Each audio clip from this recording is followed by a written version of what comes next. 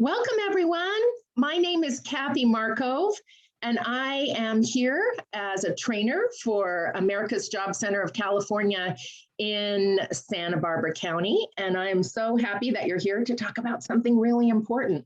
My name is Kathy Markov, and I've been a workforce professional, HR professional, trainer, coach, strategic partner, really all my life. And I talk about making priorities, helping organizations, at the leadership level, the team level, the individuals, everybody clarify their priorities. So let's get started. I'm going to share my screen, and I hope that you can see that. And I'm noticing we have another participant to let in the room. Welcome, welcome. And we're going to talk today about, once my computer starts working, it's real slow today, but we want to talk about setting priorities. So priorities are important. The most important thing about it is identifying what they are and being able to focus on them. This is really, really important. And really to set priorities that really have a big impact on our life, it's important to consider what is our potential. So I'm going to share with you some approaches to think about this, some things for you to think about. And what I'd like you to do is actually, I'd like everyone to pull out a piece of paper and a pen, because during this, I really want you to be capturing what you're thinking about as I talk to you about some of the best practices with regard to setting priorities. So again, please get out a piece of paper and a pen and jot down some notes. These are just for you, but this will help you see some of the things that you're thinking about when we talk about setting priorities. So here's a little quote. We don't know who the author is, but it says, if you aim at nothing, you hit it every time. See, this is what this class is about. What are you aiming for? That is actually tells you something about your priorities, but we can't stop there, but we need to think about this. Or are you not aiming at anything? Or maybe you were aiming at something and you've achieved it, right? Time to get back to the thinking process. So this is what I want you to do. I want you to take a minute and I want you to think. I want you to think of someone that you really admire. They could be living or not living. They could be in your family. They could be famous. They could be someone you met, someone you didn't meet. But I really want you to think about someone who achieved something that you respect them for.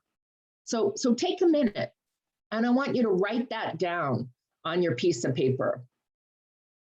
Who is that person that you really admire? What did they achieve? And what are the qualities that you admire? And why is it that you respect them?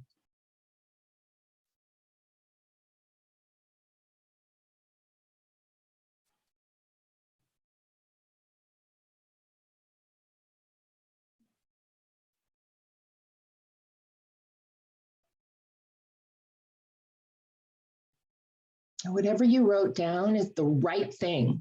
Probably the first thing that came to your mind is the right thing. And I want you to think about, why would that person come to your mind? This is telling you something about your priorities. And I want to share this as well. So no one has enough time, yet everyone has all the time there is. Time is a great equalizer. No matter how rich you are, you can't buy more time. No matter how smart you are, you can't invent more time. You have the exact same amount of time as that person that you admire and respect. And you have the opportunity to use your time in ways that allow you to become that person that reaches your potential. So I want to share this quote by someone that I admire. Of course, Oprah Winfrey, right? But she said this, she said, luck is a matter of preparation meeting opportunity. Now, it's interesting, of course, she's rich and famous, but she wasn't always, right? And she prepared herself to meet the opportunity. Part of that is knowledge, skills, but I would challenge you to think about this. A lot of it has to do with your attitude, right? When you get knocked down, do you get back right up? And that's one of the things I admire Oprah Winfrey about, is that, early on in her career, she faced a lot of challenge, but she prepared for being resilient and she met the opportunity.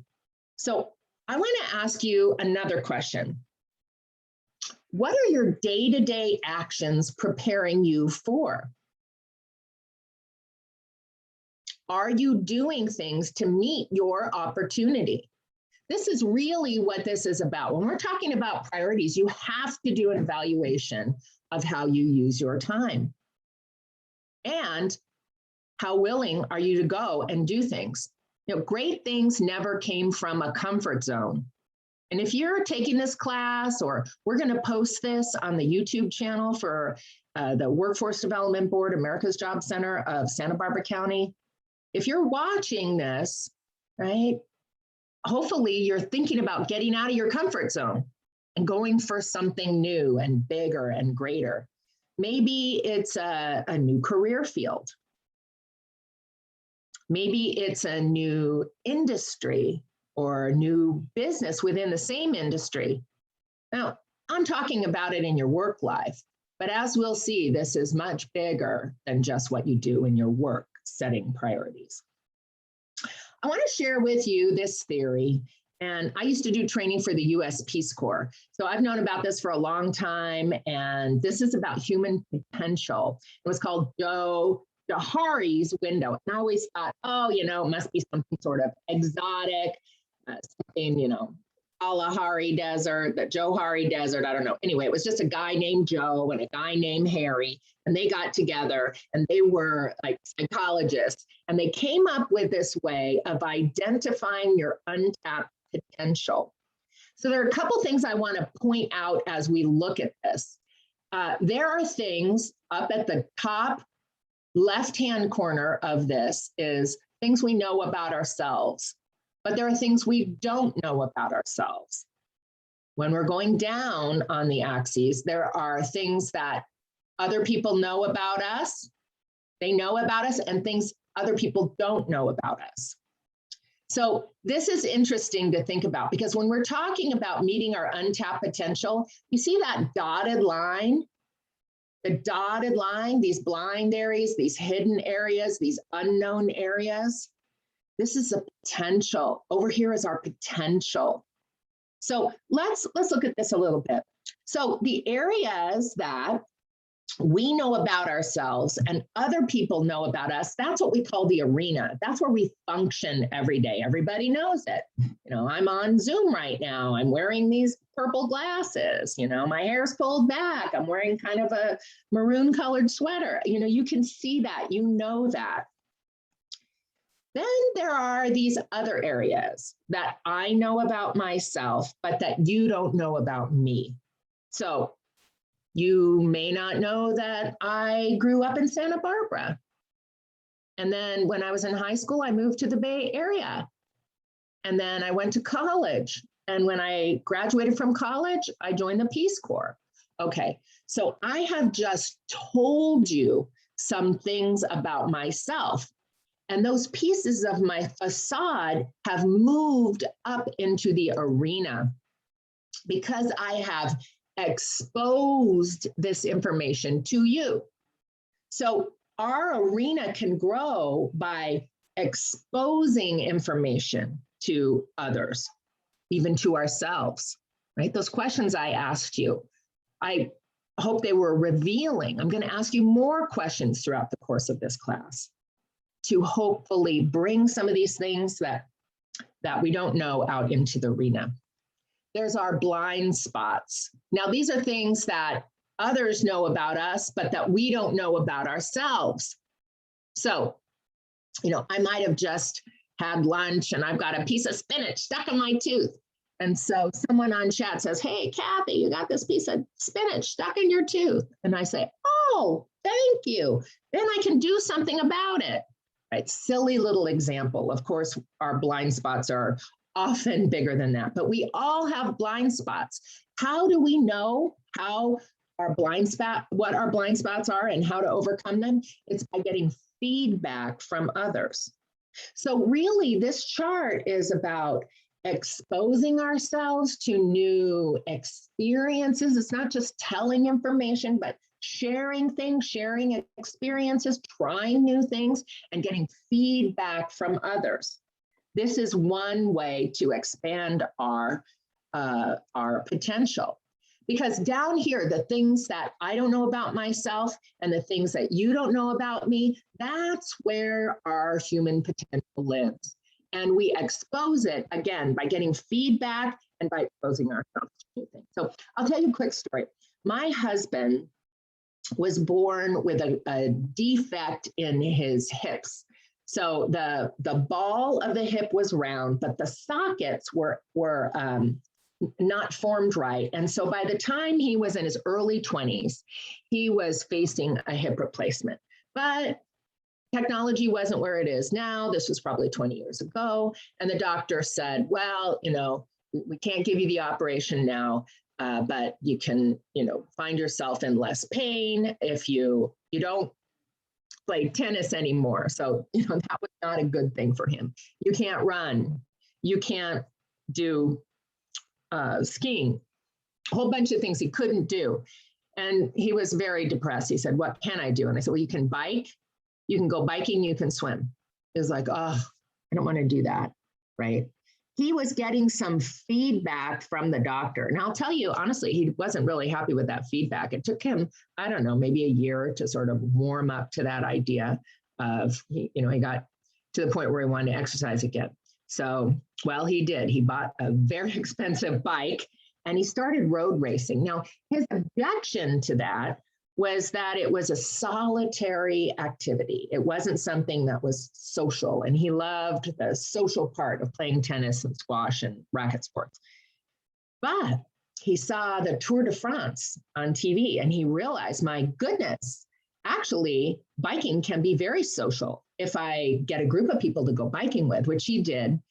And then he realized not only could he go biking, but he could enter into some of these races. They're called century races. He could raise money for cancer research if he got involved in doing that. So within 6 months of getting this bike and trying out, exposing himself to this new sport, he went to a century ride in New Mexico, and he came in first in his age class and third in this very large group of people that were raising money for cancer.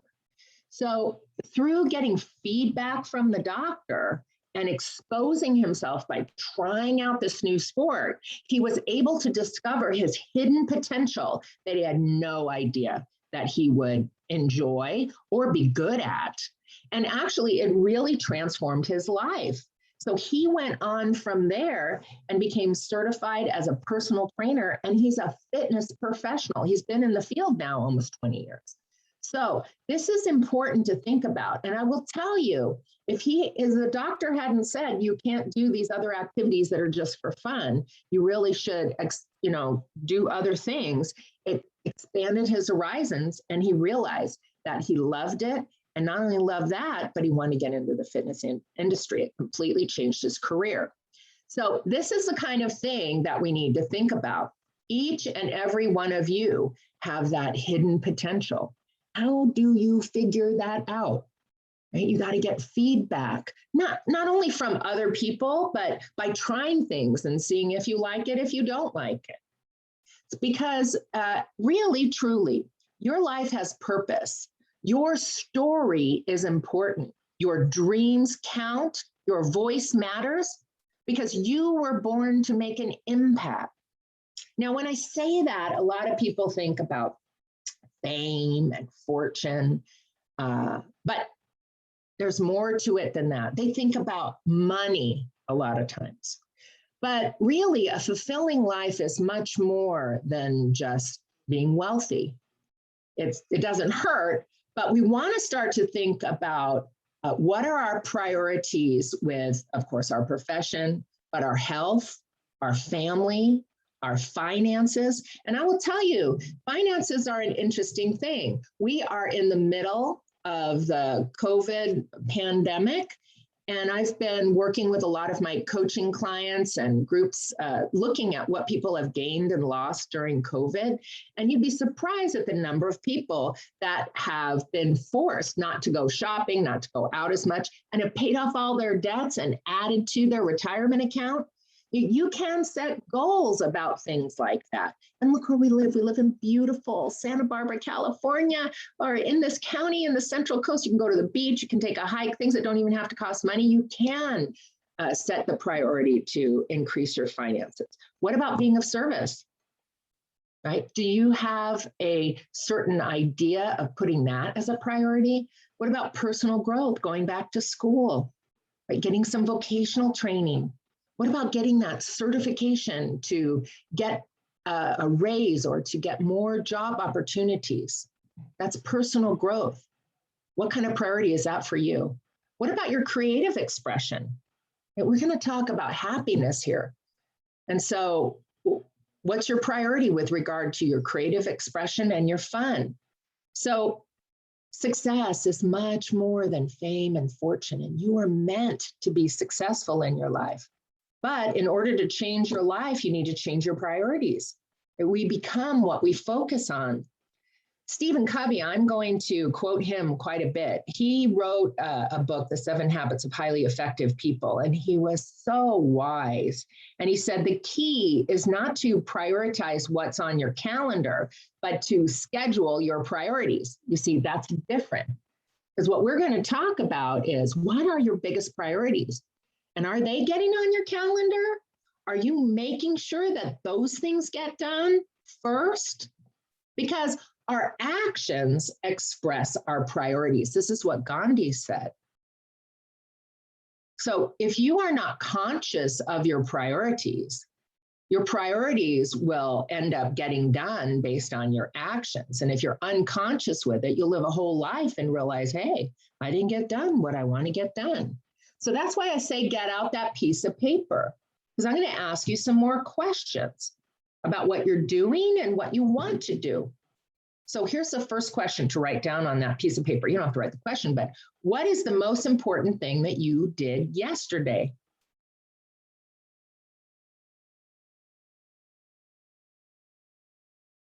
Write that down. First thing that comes to your mind. What is the most important thing that you will do tomorrow? Write that down.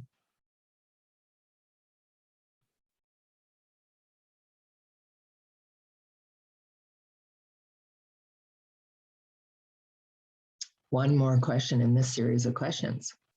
What would you do if you were told you had a year to live?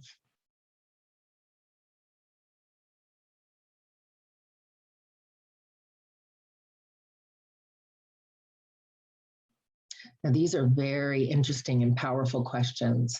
I teach a class in time management, and I have little cards with more questions than this on them, and I have people go around and answer them. It's really interesting what comes up for people. 9 times out of 10, people say they'd spend time with their family, they'd travel, they'd write that book they always wanted to write. But are they doing those things now? I don't know. Are you doing those things now? So, okay, I'm going to ask you some more questions. So these actually are the most important questions. Do your current choices actually reflect what is of greatest importance to you? Think about how you spent your time. And I know COVID and everything, but nevertheless, do your current choices actually reflect what is of greatest importance to you? And I told you, I've been asking a lot of questions of the people that I interact with in my work regarding the impact of COVID.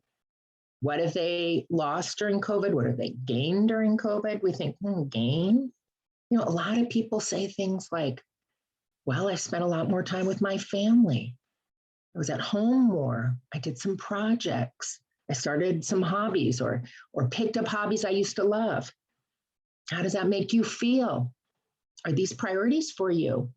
Some people say I exercised more. I learned to cook. Now, these are interesting things. And the question is, do your current choices actually reflect what is of greatest importance to you? And this one is really purpose of this class, right? How can you clarify what is of greatest importance to you? Because that's the key. We need to be conscious of what our priorities are and be focused on them in a time in life when there's all sorts of things going on. I try every year, I say try because some years are better than others, but I reflect on, okay, this year, what is my focus? Basically, what's my priority?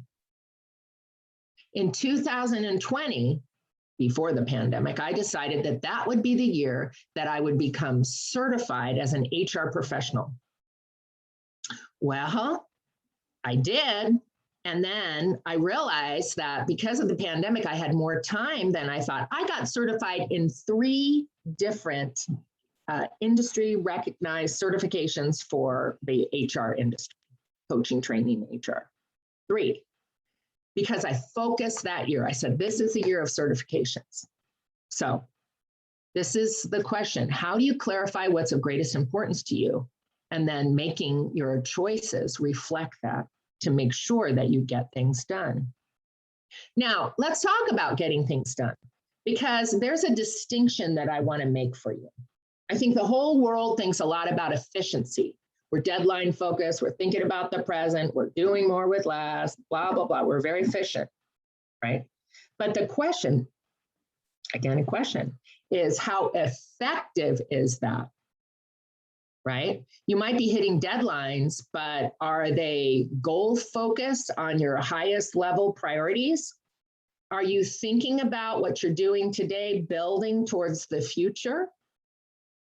Are you doing work that's just like a lot of quantity, or are you focusing on the things that qualitatively make that difference for you? And I know we're in workforce development. Maybe some of you are unemployed, looking for new work. Maybe you even work in the workforce area.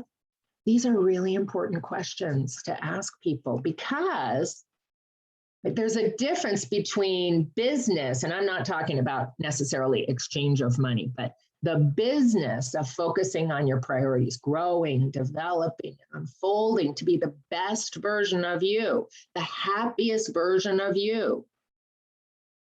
There's a difference between that and busyness, right? Busyness. It's so easy to be busy, but the real thing is to try to be effective, right? You have to get things done. So how can you do the ordinary, mundane minutia of life so well that you have much more time to focus on the most important priorities in your life? Your first things. And I'll talk about that and define that in a minute. So it's not enough to be busy. The question is, what are you busy about? I mean, this is Henry David Thoreau. This is a couple hundred years ago we said that. So I think humans have always been struggling with this. But it's about being very clear and knowing and trusting that, when you focus on something, then really, I have experienced kind of your world expands in terms of the possibilities. So you get that one vision and priority that you had, and then a whole bunch of other things open up. Like for me, I got certified in HR, and then I ran into this other certification course and another one as a result of that. So what are you busy about? And is it about those things that are of most importance to you? Again, Stephen Covey, just love him. He says, to begin with the end in mind means to start with a clear understanding of your destination. It means to know where you're going so that you better understand where you are now, and so that the steps you take are always in the right direction. It doesn't have to be perfect, but if you're focusing on something, right? It even helps you know when you get off track. Right? Oh, I got to get back in this focus to get this done. This is really, really important. So your first things. Stephen Covey says, first things first. So the best way to find out what we really need is to get rid of what we don't. I don't know if any of you are familiar with Marie Kondo. She wrote this great book called The Life-Changing Magic of Tidying Up. And she has this concept called sparking joy. So what she's talking about is getting rid of your clutter. And we'll mention this again later in the workshop. But I did this. We were moving and I'd lived in this house for 10 years, raising kids. I had all this junk and stuff I'd collected because we have this big house and I couldn't. I was moving into a house that was half the size and the kids had gone off to college. So it was time to really get rid of stuff. And I used her method. Very interesting. So what she says is first of all, you get all the like things together, all your clothes in one place, all of them. And you do this at one sitting, all your books together, all your knickknacks together. Now, people say, she says, throw out everything. No, she doesn't say that. She says, you pick up each object and you hold it and you see if it sparks joy. Does it make you happy? Does it make you happy? That's what's important.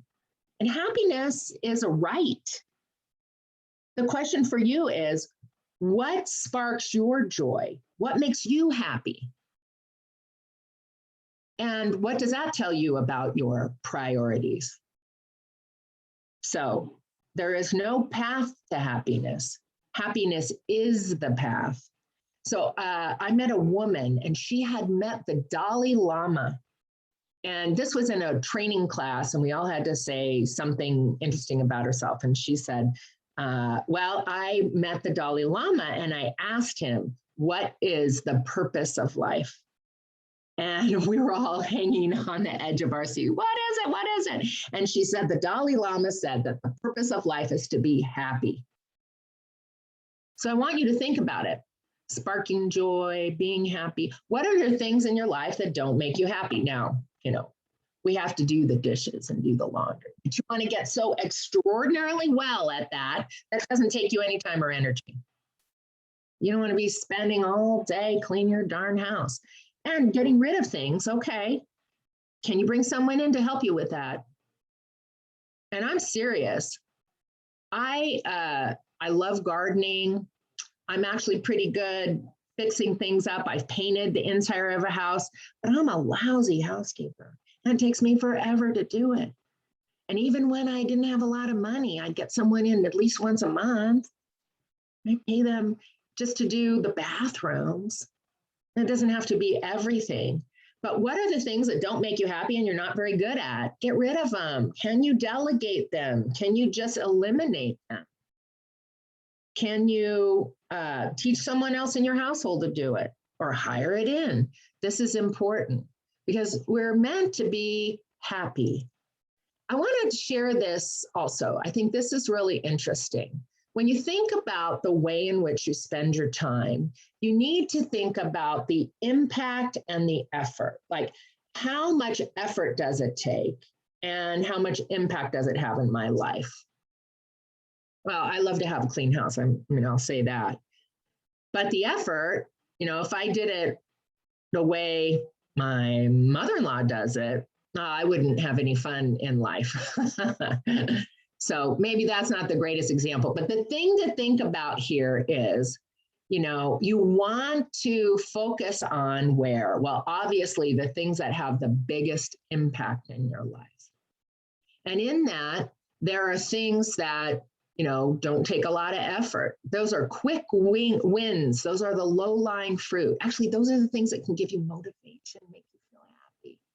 Right?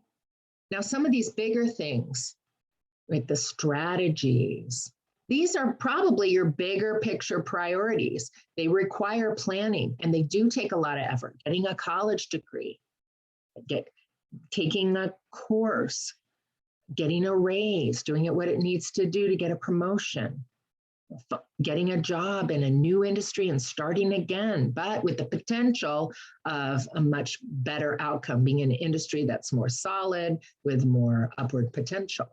These things take a lot of effort, but what's the impact on your life? Then there are things that take a lot of effort, but the impact is really low, like for me, housekeeping. I don't know what it is for you, but they're thankless tasks. Or maybe they're tasks that somebody else asked you to do.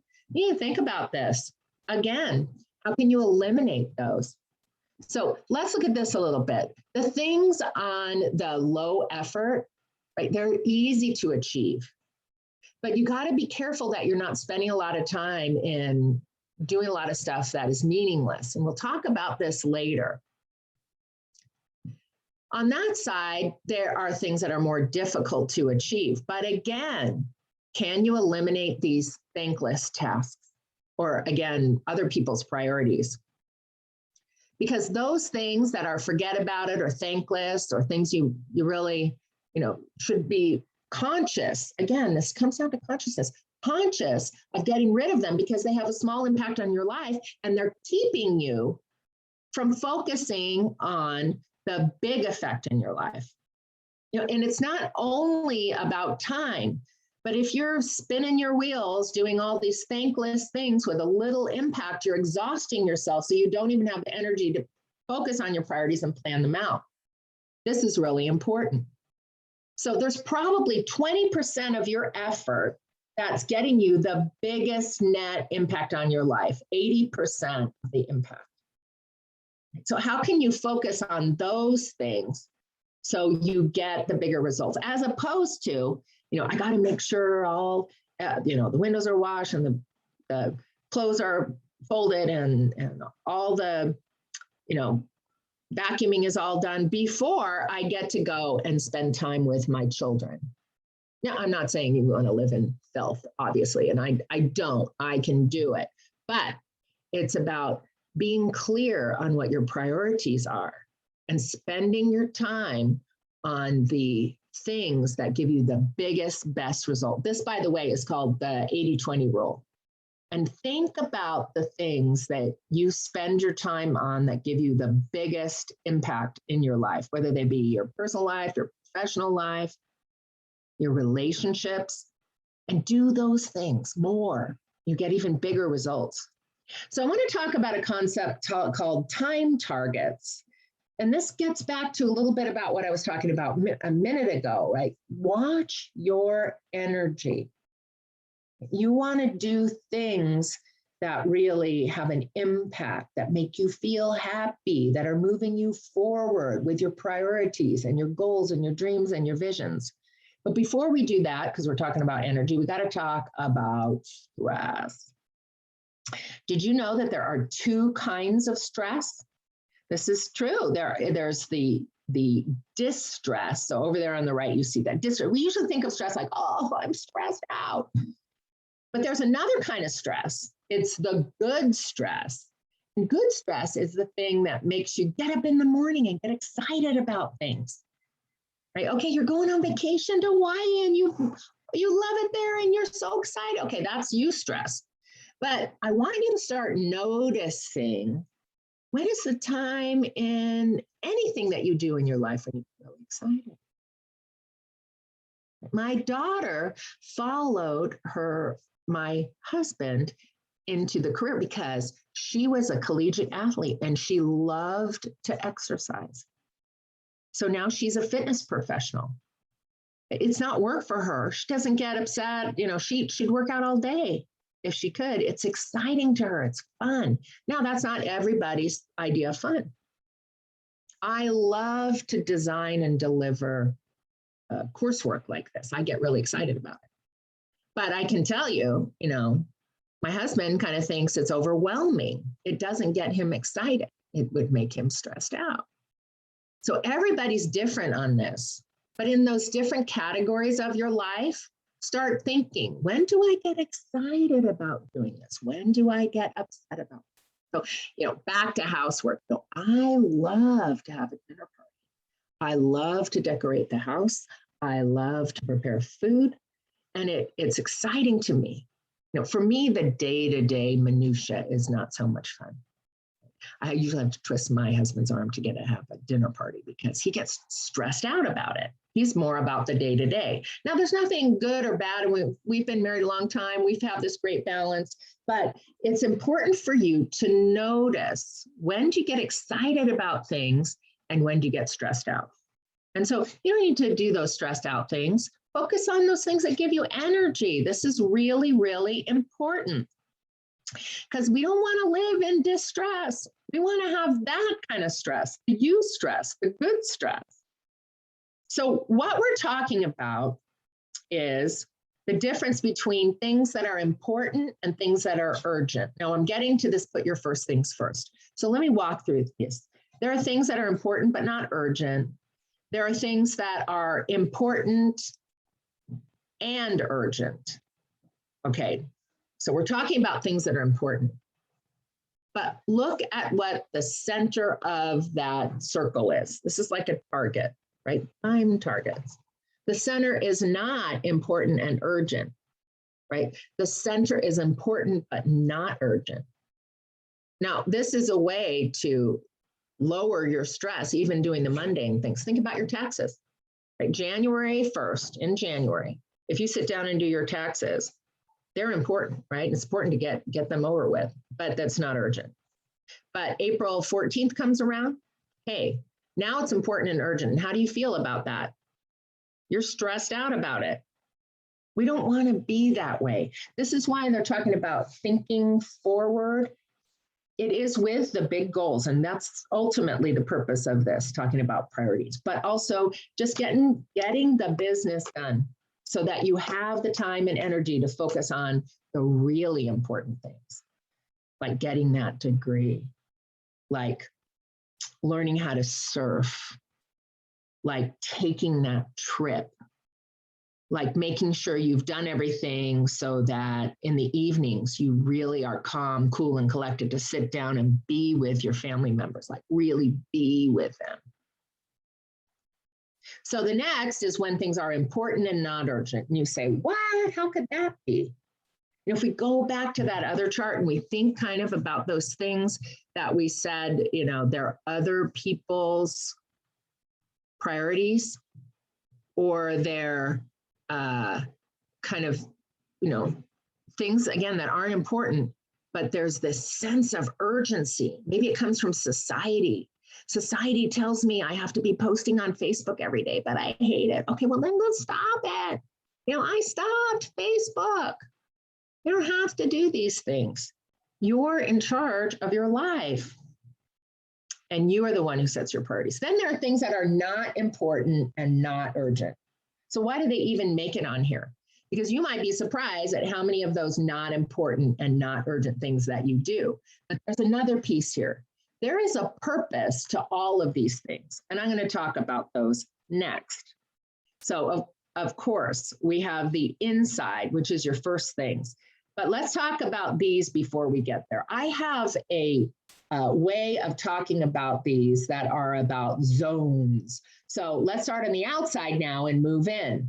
So the blue area, this is things that are important but not urgent. This is called the zone of distraction.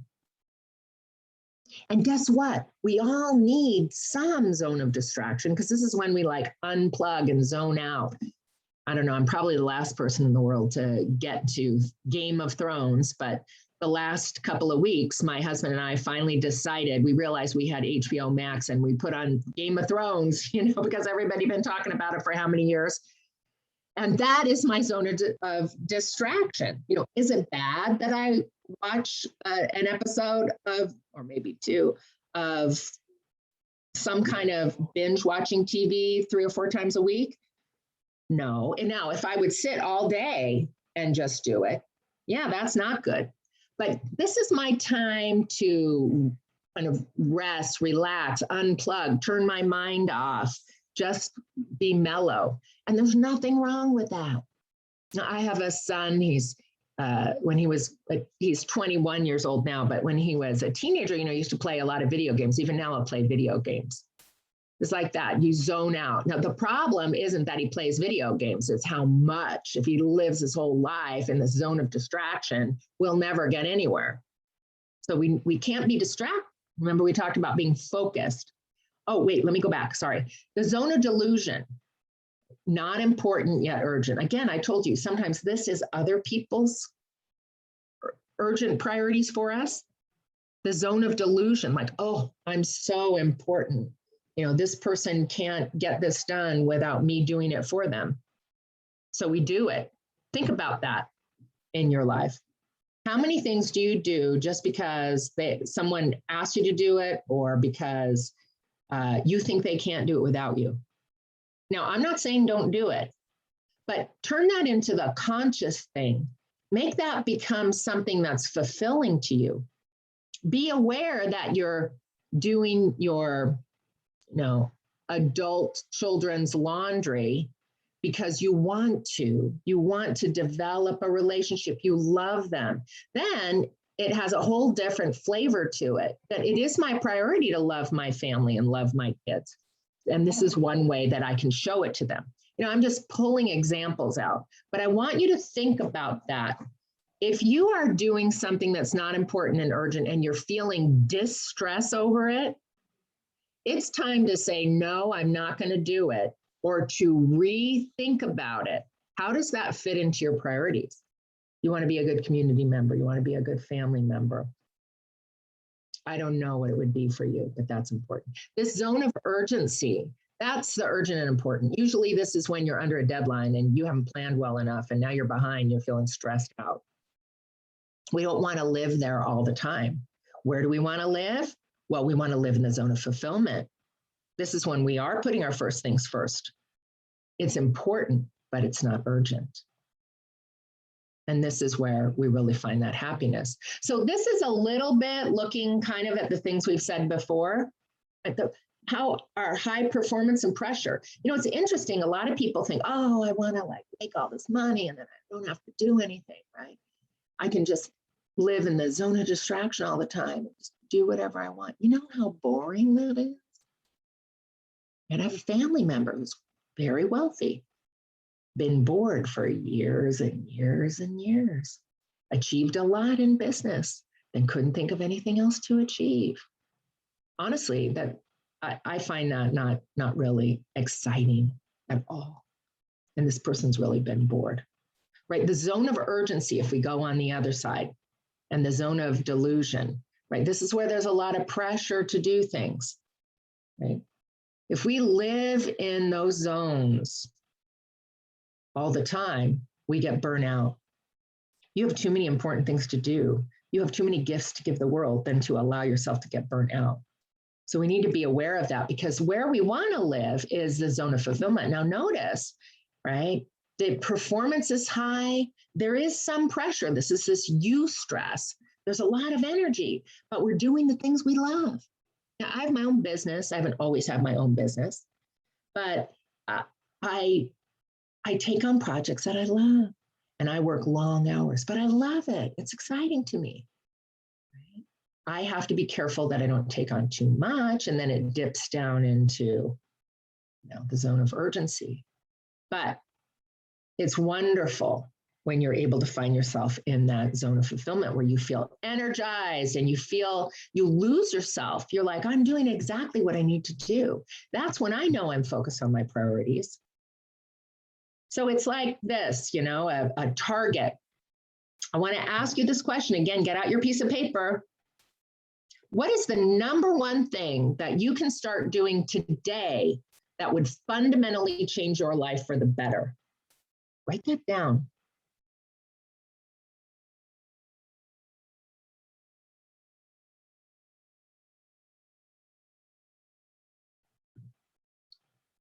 First thing that comes to your mind is the right thing. Let's ask the next question. Once you have your number one thing, what are the 3 things that you should do every day that will help you accomplish your number one thing? So under your number one thing, write down 3 things that you need to do every day to help you accomplish that.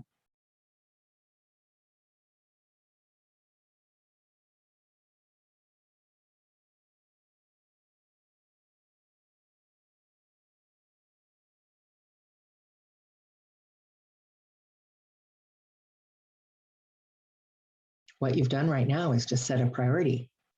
And we can have more than one priority.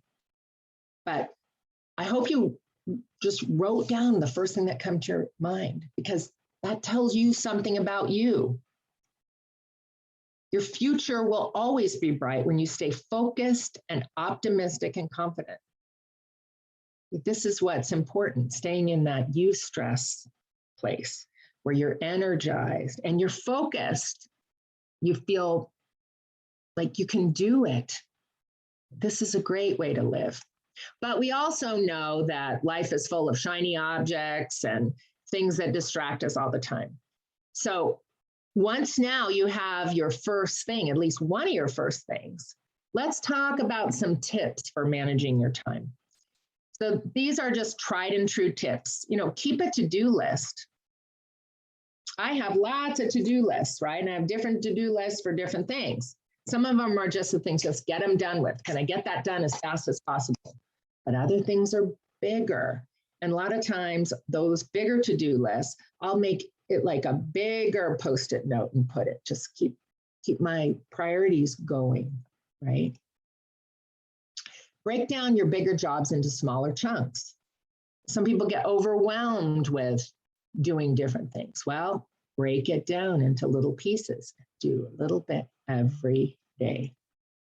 Try to tackle your projects at your prime time. Now, some people will say first thing in the day. I'm going to share with you someone who feels that way.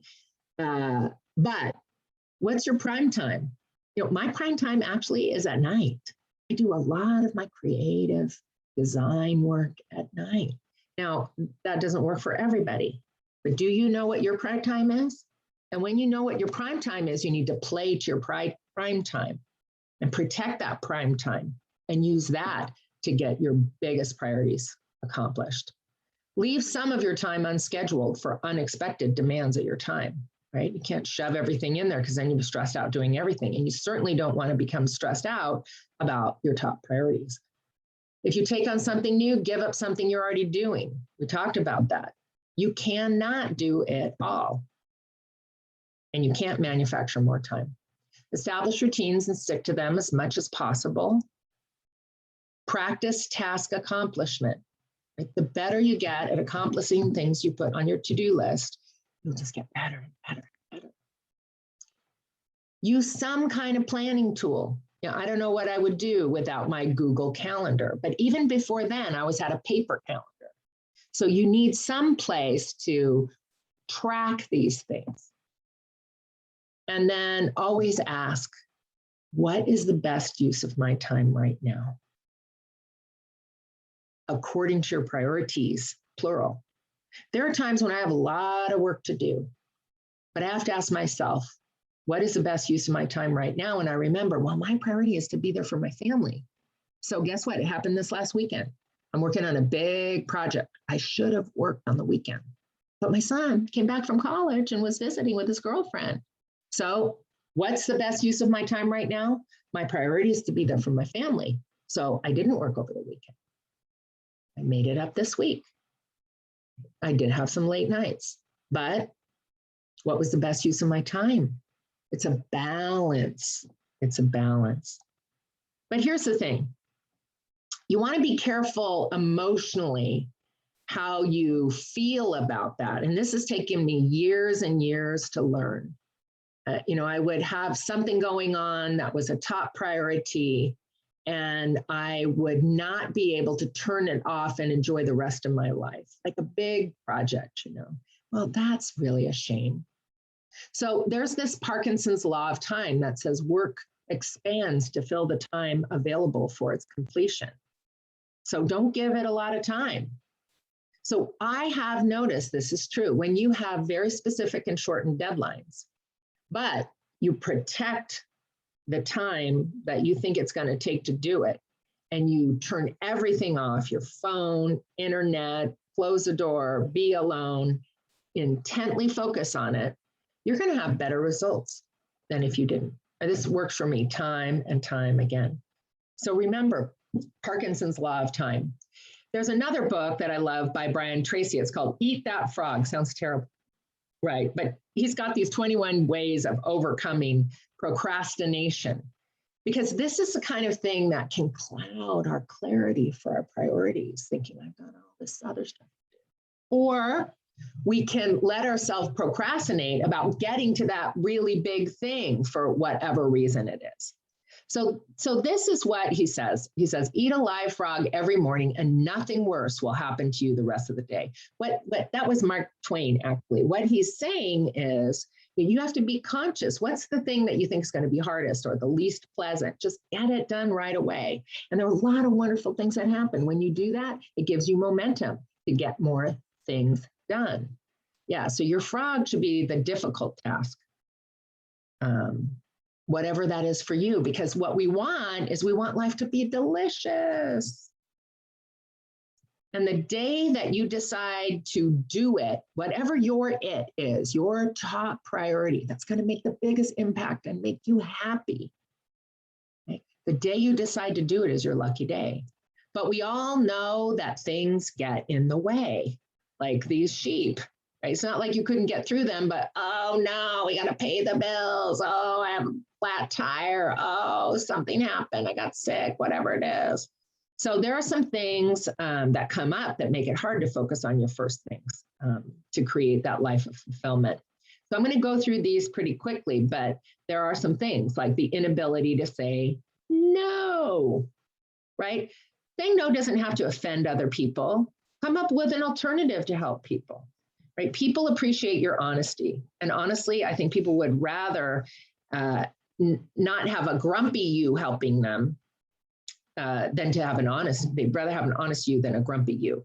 So before you take on something new, be sure you've got room for it in your life. Perfectionism, right? It's great to have high standards, but you really need to determine what are the things that really you've got to do really perfect, and what are the things that you just have to get done. Right? Don't confuse it. Everything doesn't have to be done perfectly. You don't have time to do everything perfectly, right? Especially because you've got more important things to do, which is your top priorities. Things do not require the same level of quality.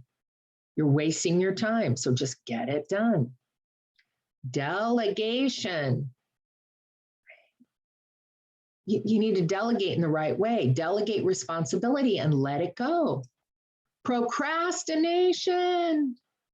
Don't confuse procrastination with using your peak times. So I might put things off all day knowing that at night I'll have the energy to do it. But I could go through a whole day feeling miserable or just sitting in front of the computer and nothing's coming. The creativity isn't there. Forget it. Get up, go to the beach, go spend time with your family, do something else, come back to it. Remember, shortened deadlines with intense focus give you better quality results. So procrastination, stop procrastinating. That's what that whole book was about. Clutter and disorganization. This can get in the way of you focusing on your first things and getting to your priorities. This is where Marie Kondo comes in. And I can see here, yeah, Lise, you said that she really helped you. She did. She helped me too. So success comes when your dreams are bigger than your excuses. Don't let all those other things in the minutia of life be an excuse for you not to reach your full potential. So I like this quote. It says, priorities. We can't do everything, at least not without sacrificing something else we deem as more important. Think of your priorities not as what you do, but when you choose to do them. So you need to prepare now for what's coming into your life. Choose to do your priorities now and get rid of the things that are distracting you. A dream becomes a goal the moment you write it down. That's why I had to get out that piece of paper. A goal becomes a plan the moment you break it down into doable steps. And a plan becomes a reality only when you take action. And how do you take action? Big things don't happen overnight. This is kind of horrible. Like, how do you eat an elephant? But one bite at a time. So you got to plan it out. You got to break things down, right? And you need a goal. There's this wonderful book on goal setting. It's called Rethinking Positive Thinking. There's a website on this. And I won't go into all the details, but she talks about smarter goals. And another piece that I'll share with you in a minute. So we know smarter goals: specific, measurable, realistic, and time bound. I left the A out because I define the A a little bit differently.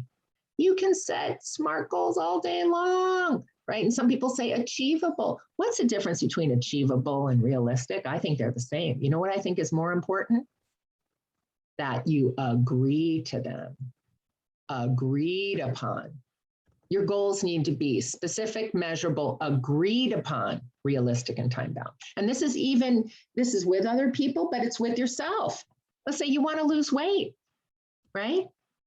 You want to lose 20 pounds in a week. Well, obviously that's not a SMART goal, but let's say you want to lose 20 pounds in 6 months. Okay, that is a SMART goal, but do you agree that you're going to exercise every day? You're going to count your calories, watch what you eat. If you don't agree to that, it's not going to get done. Now, that's the most common goal that people set. Why doesn't it not get done? Because people don't agree that they're going to exercise and watch what they eat. So the agreement is really important.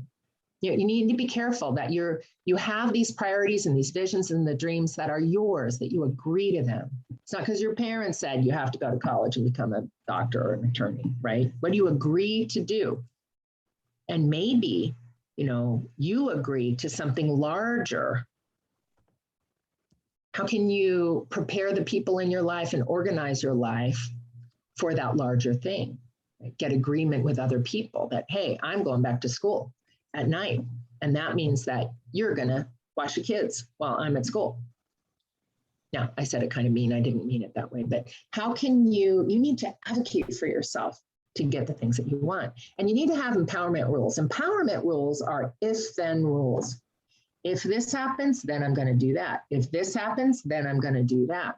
Now, I'm constantly thinking about if-then rules in my head for the day-to-day, but also the bigger thing. I want to go to medical school. I don't, but let's say you did. Yeah, and you're young. So what if you get married? Well, then I'll keep going. What if you get pregnant? I'll take a year off and then I'll keep going. There's been research on this in this book called, Rethinking Positive Thinking. It's not that you shouldn't be positive, but positive thinking alone isn't it. This is about planning. What is your big priority? Do you have an idea of exactly what it would be specific? How do you measure it? Do you agree to do it? When would you like to do it by? And then what if something gets in your way, like all those sheep getting in your way?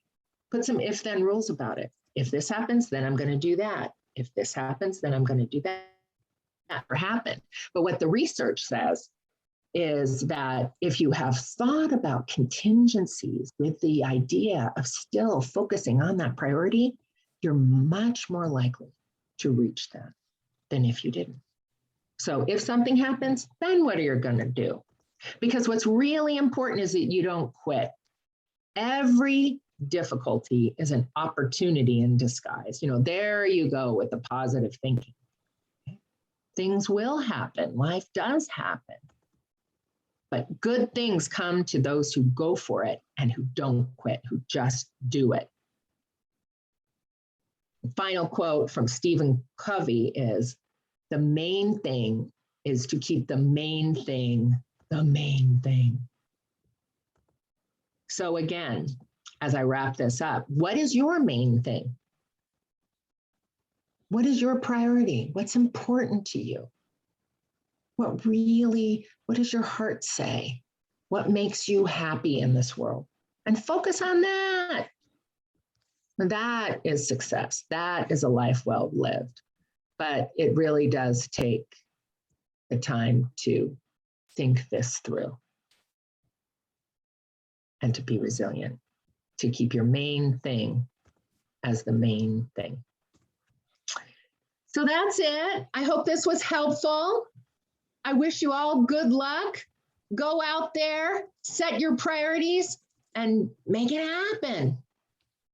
This is a link to our SurveyMonkey evaluation of the course. Oops. So I welcome you to take that. Actually, I'm going to stop sharing and I'll put that into the chat. And I'm going to stop the recording, but I want to thank everyone for being here.